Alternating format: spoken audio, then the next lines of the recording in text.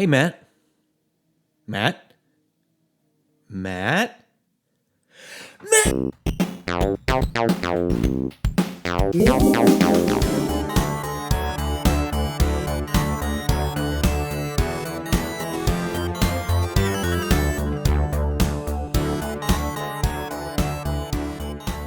Hello, and welcome to Hacking the Grepson. Fear not, Matt is okay.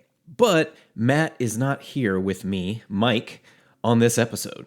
So instead, I'm going to do a short little thing that I'm calling scoring the Grepson.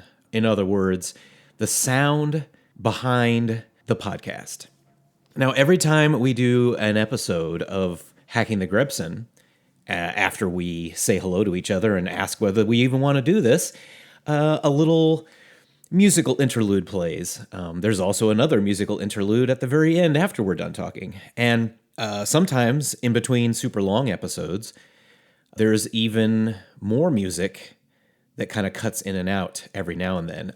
As the resident musician in this podcasting pair, these are the kinds of things that I really enjoy doing. I've been making music of some sort for decades now. I started on the guitar back in the mid-90s, but once I got a suitable computer, I started using that to make all kinds of music, including but not limited to the guitar.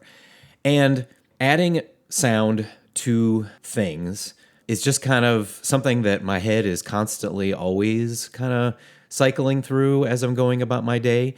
And when I figured out that I was going to be doing this podcast with Matt, I knew that I wanted to do the music and the sound effects, which, are very rare, but occasionally we throw something in at the beginning of an episode. But yeah, the intro and outro of Hacking the Grepson is from an old song that I wrote about 15 years ago. Oof. It's called Fling, and it was on this album of kind of, I don't know. I never know what to call the kind of dancey, loopy, usually made with a computer with lots of synths and maybe some samples kind of music that I make. But there was this album I did 15 years ago, and this was one of the tracks on it. And the intro for Hacking the Grepson is the intro of Fling.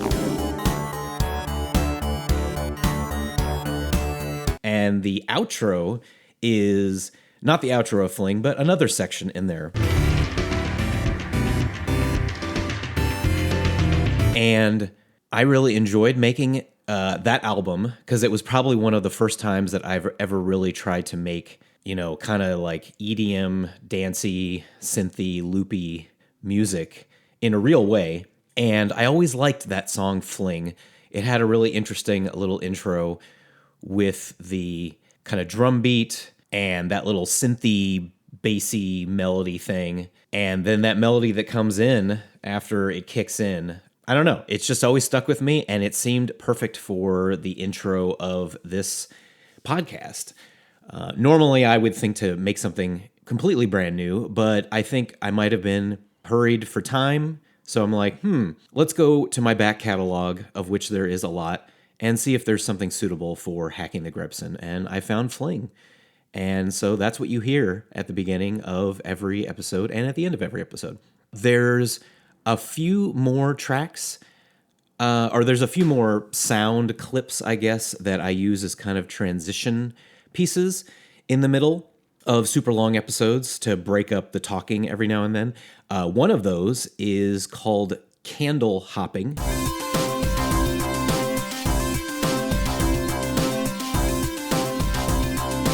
And that's candle hopping with a K, candle. And there's this one part in there where it gets really melodic with this kind of like repeating arpeggio thing that kind of goes up and down. I originally played it on a guitar, but then, transcribed it for some kind of computer synth. And I've always really liked that little part. And it just seems to be a perfect transitionary music to use for a podcast. And so that's where that came from. There's also in maybe the last 6 to 12 months, some other new transitionary music that I have cut from this track that I did called Magnificent Megalopolis.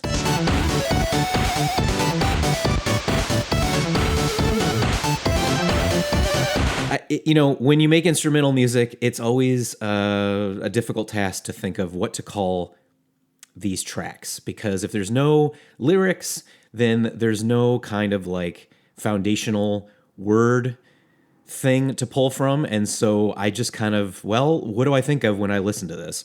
And on this album that I think I called Murky Music, for some reason I got, you know what? I'm just going to call every track something that starts with M, like a 2-word M name. And so Murky Music was the album name, and this track, Magnificent Megalopolis, is, a mouthful, but it's, memorable, I think. And the there's 2 sections of it, the section A part and the section B part.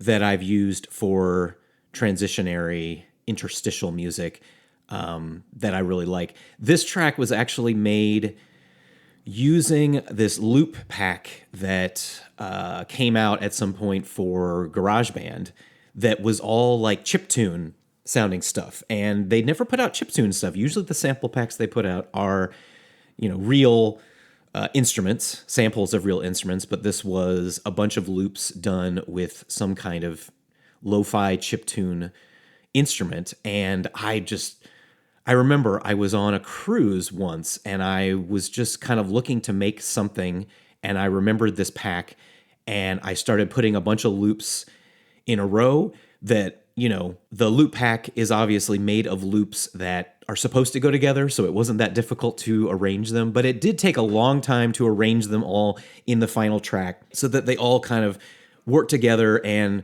seemed like a cohesive track rather than a random bunch of loops. But I really, really enjoyed 2 specific sections of that seemed to be, just kind of upbeat enough, but not too intense, although the whole song is pretty intense.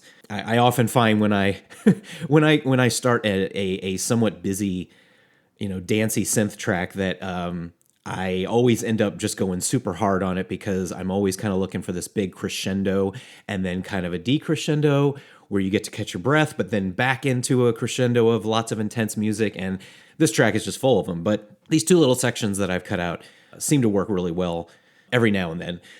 There's also this stinger,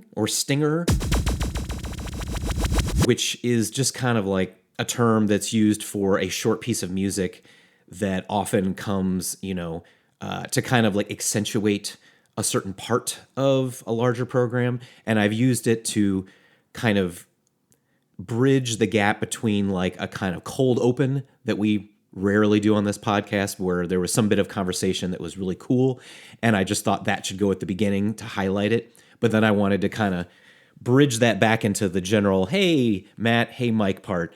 And so this little stinger sound, I don't even know where it came from. I don't know if I cropped this from some music or if I just made it on the spot. It's possible. I don't know. I've been using computers and making sound with computers for so long that, I just kind of sometimes unconsciously create something and then I can't remember how I did it. So yeah, well, I hope that helps give you a little background on the sound of Hacking the Grepson that, isn't Matt and me talking, which is, 99.9% of the time what the audio is. But it's nice to have a little variety every once in a while. And hopefully you've been enjoying these sounds and these tracks. I'm not sure if I'll ever change the intro and outro because they seem pretty iconic to me, but you never know.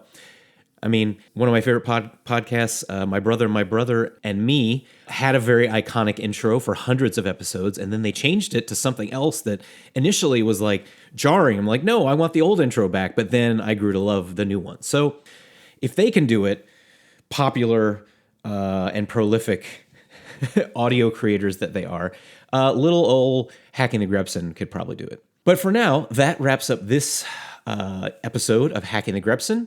We will be back in 2 weeks with a regular episode between Matt and I. In the future, we will continue to do things like this every other week, hopefully on Wednesday.